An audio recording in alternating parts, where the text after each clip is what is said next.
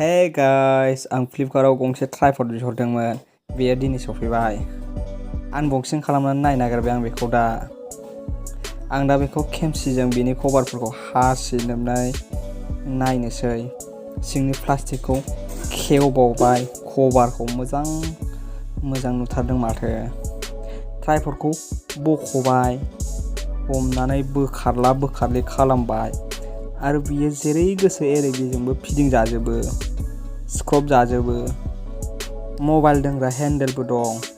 टेबोलफ्राव दोनोबा कम्फर्टेबल जाथारगोन आरो बियो। आरो बेखौ 360 डिग्री फिदिंनानैबो होनो हायो। आरो DSLR केमेरा बसायनोबो हागोन। आखाइजों हमनायाव आङो मोजां कम्फर्टेबल मोनदों।